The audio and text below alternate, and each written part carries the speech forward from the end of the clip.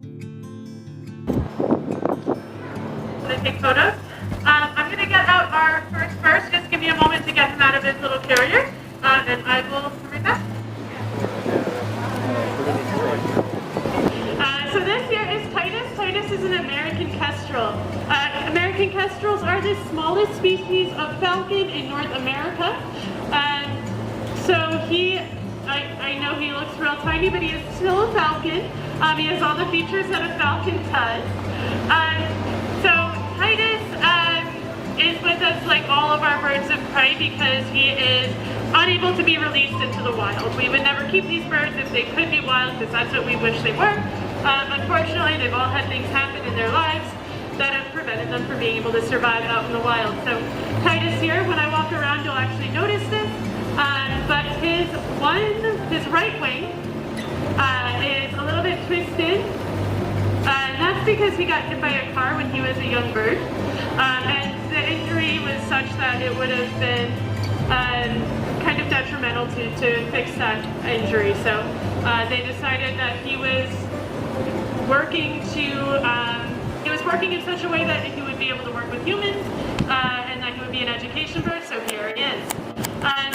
So Titus is our only bird that absolutely cannot fly because of that car strike, so in his enclosure he actually has like lots of ramps and things because he does like to be up high even though he can't do that himself.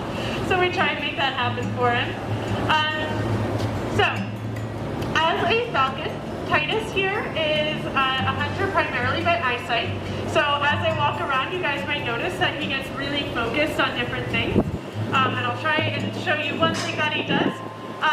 Falcons and Titus and any American kestrel will be able to spot something and keep their eye on it, keep their head and their eyes focused on that thing even if their body moves.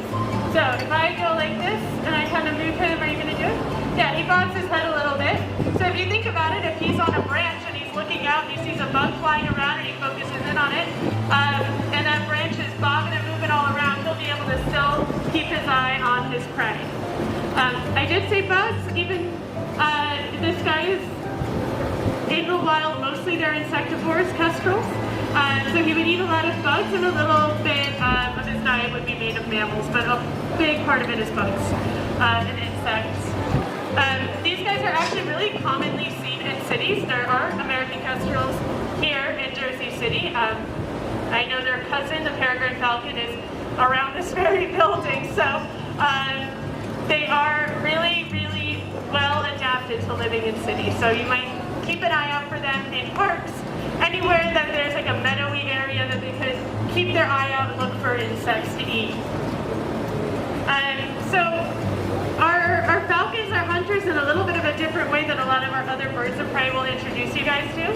And that's because they have a specialized beak with a little notch in it that lets them to kill their prey with their beak pretty much immediately by going, that little notch can hit their spine in such a way that it kills their prey pretty quickly, and that's unusual compared to the other birds, but we'll talk about their hunting a little later on.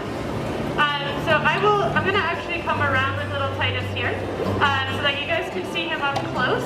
You can't touch him or anything like that, give him space, but you guys can see him a little closer, and you can see his little wing and how that's sort of twisted a little bit. So I'm going to let him go, but that noise he's making too, he's a very talkative bird, and that's a very, very common noise that you'll hear with kestrels. So I'm glad he's making it, because now if you're ever out and you hear that, you'll know what it is. But that's their little call that they make. If there's anything else, Rosetta, that I forgot about saying. Yeah, I'll talk a little bit about their status. They're all over the state. In fact, they're all over North America. There are very few places, though, in the U.S. where their numbers have been, I guess, restored to what they felt, people, scientists feel are their original population sizes. Their numbers are still low in New Jersey. They're considered a bird of interest or special concern. So if you see a wild kestrel, the state likes to know about it. And if you get a picture of it, you can get information on where the bird was found. What they started several years ago was putting up nest boxes for them. They do nest in the holes in trees, but nest boxes, as long as some other bird doesn't come and take it first. But the best place for a nest box is going to be high up in a tree, over some open land. They do like the meadows, they like the open land because that's where they find their food. So if it's mostly just, city blocks around you with not a lot of green, it's not the best spot, even though I have seen them up in the heights. And we've seen them down at one of the parks by the railroad tracks and the turnpike. So they do hang around here, but their numbers are not as high as they used to be. There's still so many, or just so few I should say, that it's still a real thrill when you see one in the wild. And you'll know a lot of times, you'll see them perching high and they're bobbing their tails.